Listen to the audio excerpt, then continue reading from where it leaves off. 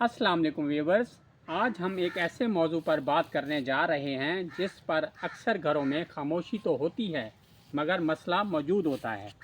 मौजू है बीवी का ज़ाती जेब खर्च। क्योंकि शौहर हजरात कहते हैं हम घर का सारा सामान तो ला देते हैं, फिर अलग से खर्च देने की क्या ज़रूरत है। लेकिन ज़रा रुक कर सोचिए, क्या वाकई ये इंसाफ है कि अपनी बीवी, अपना घर, अपनी माँ बाप, बहन भाई सब छोड़कर आपके पास आती है। वो सिर्फ खाना पकाने या घर को संभालने के लिए नहीं आती, वो एक दिल रखने वाली इंसान है। इसका भी दिल करता है कभी अपने वालिदैन को कोई तोहफ़ा दे, किसी ज़रूरतमंद को सदका दे, अपनी पसंद की कोई चीज़ ले, किसी सहेली या रिश्तेदार को खुश करे। अगर इसके पास अपना कोई ज़ाती खर्च ही ना हो तो क्या ये इसके जज्बात का गला घोंटने के बराबर नहीं?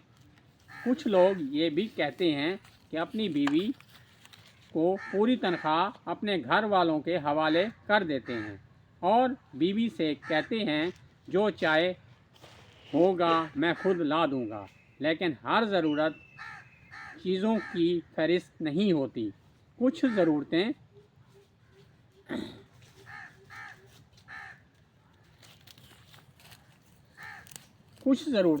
एहसास की होती हैं, इज़्ज़त की होती हैं, एतमाद की होती हैं। बीवी को एक मुनासिब जेब खर्च देना इस पर एहसान नहीं, ये इसका हक है। अगर आपकी आमदन जितनी भी है इसी हिसाब से एक रकम मुतय्यन कर दें।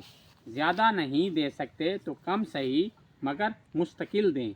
और सबसे अहम बात, इस खर्च का हिसाब मत लें। वो चाहे अपने ऊपर खर्च करे, चाहे सदके करे, चाहे अपनी माँ बाप को दे या इसकी मर्ज़ी जहाँ हो। याद रखें, जिस औरत को आप इज़्ज़त देते हैं वो आपको दिल से दुआएं देती है और दुआओं से बड़ा सरमाया कोई नहीं होता। अगर आप चाहते हैं कि आपका घर सुकून का गहवारा बने तो बीवी को सिर्फ रोटी, कपड़ा, मकान ना दें, इसे एहसास से अहमियत भी दें। बीवी का ज़ाती जेब खर्च छोटी बात नहीं, ये मोहब्बत, एतमाद और इज़्ज़त की अलामत है।